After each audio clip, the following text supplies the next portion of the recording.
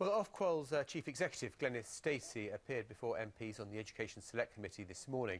A short time ago, she spoke to our Chief Political Correspondent, Norman Smith, who asked her what she made of the calls for her to resign. Well, I think we at Ofqual are busy doing an important job. It's important, it's also not always easy. We've got a task to do and we're getting on with it. What do you say to those who argue that you effectively moved the goalposts halfway through the academic year by changing the sort of grades required? Well, as we've shown in our initial report, we know that the June boundaries were right, and as I've said before, students in January, those few that took units then, had what we might call a lucky break. But the important thing is that the June awarding was right. Why then didn't you intervene after January when you realised that those grades were too generous? It wasn't easy and indeed possible for us or any of the exam boards to see that those were generous at the time because they had such limited information, and it's not really until the whole award comes in, all of the students came in, that one can actually make those judgments. And yet we now have the Welsh Government saying they are sufficiently concerned to order remarking. Why should students in Wales have their GCSE English remarked, but not those in England?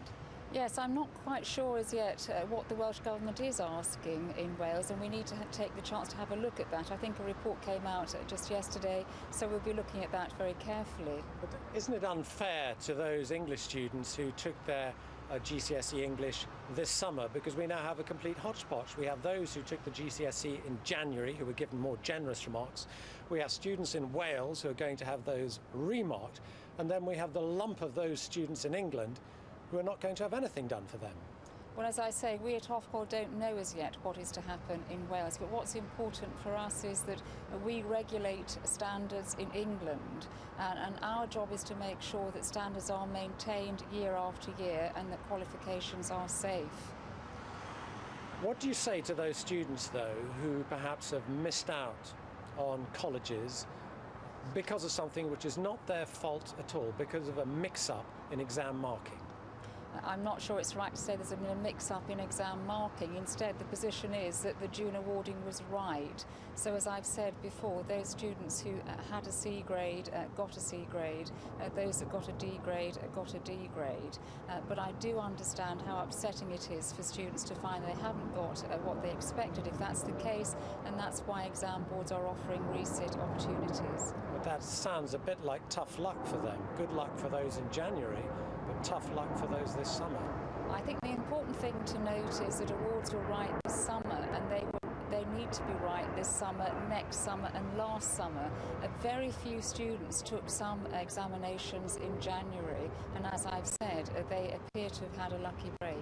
Wasn't this a problem coming down the tracks, because your organisation was actually warned about 3 years ago about potential problems with the GCSE English and the modular system? Why didn't you take action to ensure these problems didn't occur? The organisation that I had didn't actually exist 3 years ago, but it's right to say that there were technical papers, questions asked, but clearly the options for making changes to the way the qualification was structured were completely unworkable. The way it was structured was the way it was agreed at the time by those involved. Now, we know your organisation wrote to one of the examining bodies, EdXL, concerned that they were offering grades that were too generous. Was it appropriate for your organisation to intervene in that way? It was absolutely appropriate. That's why Ofqual's been set up, to maintain standards and to challenge awarding bodies, to challenge exam boards if they don't get things right.